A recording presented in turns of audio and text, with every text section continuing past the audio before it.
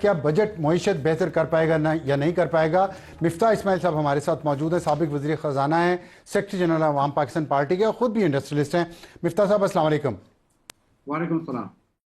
हमारा hot issue ये है कि अब बजट मईशत बेहतर कर पाएगा, लेकिन इससे पहले मुझे ये बताएं कि इस साल पाकिस्तान में बड़ी फसलों की पैदावार में 14% कमी हुई है। हम कहते हैं पाकिस्तान एक ज़राई मुल्क है और ज़ाहिर है भी ज़राई मुल्क। हमारी 60-70% जो एम्प्लॉयमेंट है वो इसी सेक्टर में है। तो इसमें कमी से आपके ख्याल में क्या नुकसान हो सकता है पाकिस्तान की मईशत को, और जो बजट इन्होंने पेश किया है इससे इंडस्ट्री बढ़ेगी और ज़राअत मज़ीद कम होगी या कुछ भी नहीं होगा? देखिए, हम कहने को तो कुछ भी कह सकते हैं कि ज़राई मुल्क हैं, लेकिन वो ज़राई मुल्क हैं जो गंदम इंपोर्ट करता है, जो कपास इंपोर्ट करता है, जो मकई में कमी इस साल हुई है, चावल में कमी हुई है और गन्ने में भी कमी हुई। और इन दोनों बड़े प्रोडक्ट में तो हुई है, गंदम और कपास में। तो रियली यानी 20% हमारी एग्रीकल्चर है, और गवर्नमेंट की जो नाफिज पॉलिसियां हैं पिछले 2 साल में खास तौर पे, जिसकी वजह से फार्मर्स को नुकसान हुआ है, वीट के फार्मर्स को खास तौर पे, और उसकी वजह से प्रोडक्शन कम हो गई है। और पाकिस्तान की मईशत को जब इतना एग्रीकल्चर को नुकसान होता है तो सिर्फ एग्रीकल्चर को नुकसान नहीं होता, जाहिर है कि इंडस्ट्री को भी नुकसान होता है, क्योंकि कपास फिर टेक्सटाइल में जाती है, गन्ना फिर आपके उसमें शुगर में चले जाता है, वीट से आपकी बहुत सारी डाउन स्ट्रीम इंडस्ट्री होती है, मकई से बहुत डाउन स्ट्रीम इंडस्ट्री होती है, स्टार्च है, ग्लूकोज है, दीगर चीजें बनती हैं। तो ऑब्वियसली एग्रीकल्चर का नुकसान जो है ये सबका नुकसान है। जहां तक बजट है, बजट में कोई अच्छी बजट से उम्मीद ना रखें। मुझे एक ज़मीनी सवाल कर लेने दें। आपने बजट पे आते हैं, आपने कहा कि गंदम, चावल, कपास, मकई, ये चारों फसलें कम हुई हैं ना, और सारी कैश आवर फसलें हैं। मुझे ये बताइए, गंदम की प्राइस में तब्दीली की गई है, गंदम के पॉलिसी में तब्दीली की गई है, उसकी अब हुकूमत नई प्राइस मुकर्रर करती है, नई खरीदती है। तो फिर चावल और कपास और मकई की फसलें कम क्यों हुई? ये तो इस पे तो कोई पॉलिसी में तब्दीली नहीं की गई थी। जी, क्योंकि जो जो फार्मर गंदम साल में एक मरतबा डाल रहा होता है, वो साल में दूसरी मरतबा कोई और फसल डाल रहा होता है, हो सकता है कपास डाल दे या चावल डाल दे, वटेवर। तो ऐसा नहीं है कि फार्मर को, आपने गंदम के फार्मर को आपने गरीब किया, आपने फार्मर को गरीब कर दिया, फार्म इनकम कम कर दी है। जब फार्मर गरीब हो जाएगा तो वो कुछ और भी नहीं कर सकेगा, वो मवेशी भी उतने नहीं डाल सकेगा, वो अपने बच्चों की स्कूल भी नहीं पैसे खर्च कर सकेगा, वो मोटरसाइकिल भी नहीं ले सकेगा, और बहुत सारे उसके अखराजात कम हो जाते हैं। तो जब आप सिर्फ कपास पे, जो कि सॉरी गंदम पे, जो कि हमारा सबसे बड़ा प्रोडक्ट है, जिसपे हम 9 मिलियन एकड़ फील्ड लगाते हैं, 28 से 30 31 मिलियन टन हमको चाहिए होते हैं, हमारे इतना इस्तेमाल है।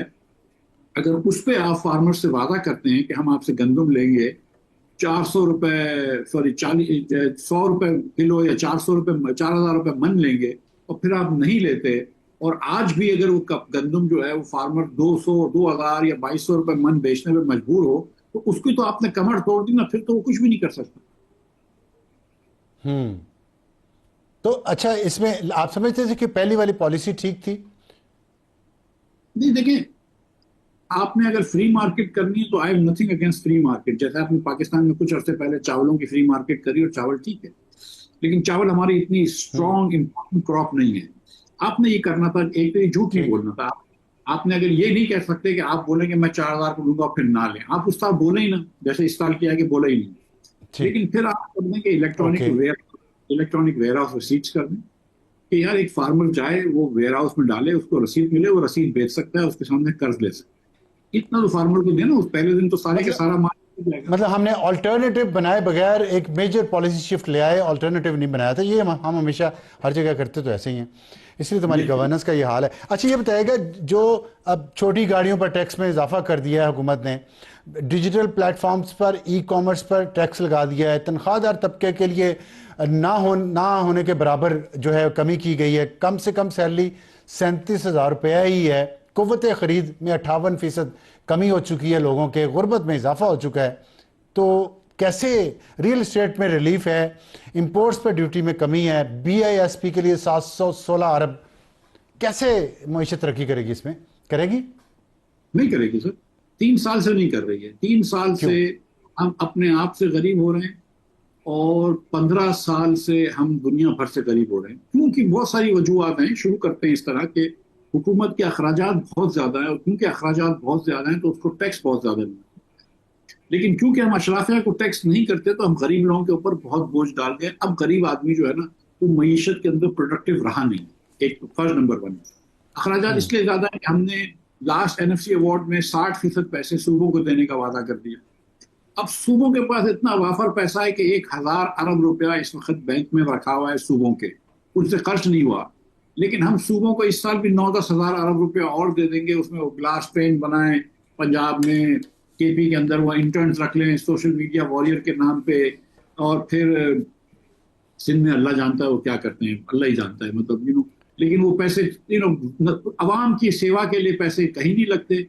और जो जो हुकूमत का दर्जा ये खर्च कर रहा होता है उसको ये जमा करने की जरूरत नहीं होती, तो लिहाजा इजारादारियां अच्छा, इजारादार मुझे ये बताइएगा कि आपने कहा पिछले 3 साल से इकोनॉमी का यही हाल है, ठीक नहीं हो रही, पॉलिसीज ठीक नहीं है, तो आप बहुत बहुत कहना चाहिए खुल के आपने क्रिटिसाइज किया है जिसको हमारे मुल्क में एक चीज़ कहा जाता था, डायनामिक्स। अगर आपको याद हो, ये जो हम यूज़ करते हैं डायनामिक्स को आपने क्रिटिसाइज़ किया। फिर हमने देखा कि इलेक्शंस के बाद वज़ीर ख़जाना बदल गए और मोहम्मद औरंगज़ेब साहब वज़ीर ख़जाना बने, ये उनका दूसरा बजट है। तो औरंगज़ेब नॉमिक्स भी फेल हो गई डायनामिक्स के बाद।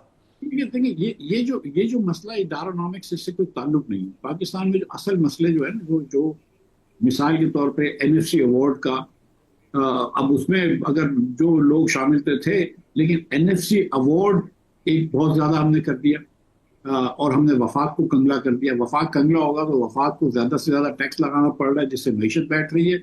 और इतना बड़ा खसारा हो गया कि जब तक वफाक का ये खसारा रहेगा, हम जब भी ग्रोथ की कोशिश करेंगे हमारा करंट अकाउंट डेफिसिट हो जाएगा।